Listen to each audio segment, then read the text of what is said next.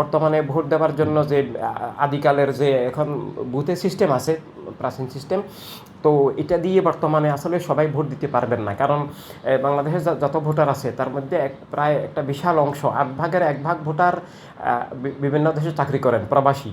তো ওনারা তো আরেকটা ভোটের জন্য আসতে পারবেন না।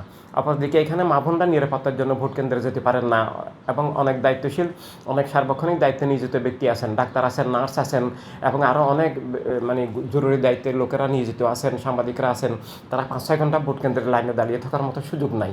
তো এভাবে 9 কোটি ভোটারের মধ্যে 5 কোটি ভোটারে দেখা যাবে যে ভোট কেন্দ্রে যেতে পারছেন না।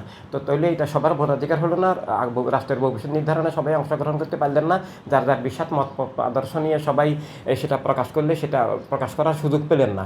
তো এইভাবে সুষ্ঠু নির্বাচন করতে গেলে তাই সরকারকে দলনিরপেক্ষ এবং পক্ষপাত মুক্ত হওয়া উচিত, এবং সবাইকে সুযোগ দেওয়া উচিত, এবং নির্বাচন কমিশনকেও দলনিরপেক্ষ সবার প্রতি সুবিচারকারী হওয়া উচিত, এবং সমাজে নিরাপত্তা থাকা উচিত, এবং ডিজিটাল ভোট হওয়া দরকার। আজকে 15 বছর ধরে অফিসিয়ালি কাজ করতেছি, এর আগেও আমরা আরও 10-15 বছর প্রস্তুতি নিয়ে কাজ করছি।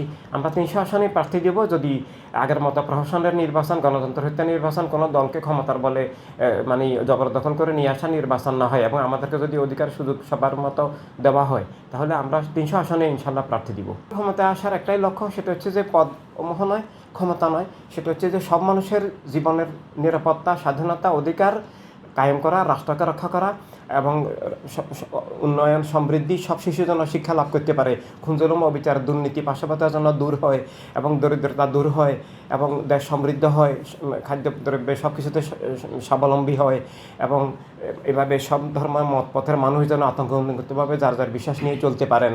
তাই এইভাবে নিরাপত্তা, অধিকার, স্বাধীনতা, অর্থনীতি সব কিছুকে সমৃদ্ধ করা, সব কিছুকে সুরক্ষা করাই ইনসানি বিপ্লবের মানবতা রাষ্ট্রের লক্ষ্য। আমরা চাচ্ছি অ্যাজ আর্লি অ্যাজ পসিবল, অর্থাৎ আমরা বর্তমান সরকার দেশ চালাতে পারছেন না, খুন খারাপি হচ্ছে, এবং মারাত্মক দাঙ্গা হাঙ্গামা হচ্ছে, অর্থনৈতিক ধ্বংস হচ্ছে, মিথ্যা মামলা হচ্ছে, মানুষ অশান্তিতে কষ্টে আছে। এই জন্য দেশ চালাতে যদি পারতেন, দেশকে যদি সঠিক পথে নিয়ে যেতে পারতেন, আমাদের সেটা একটা সময় পর্যন্ত আমাদের সেটা আপত্তি ছিল না। বর্তমানে যত দ্রুত হয়, একেবারে কালকে হলে কালকে, একদিনও অসাংবিধানিকভাবে থাকা তো উচিত নয়। অপরদিকে মানুষের দুঃখ কষ্টের সীমা নাই, খুন-জুলুম, অবিচারের সীমা নাই।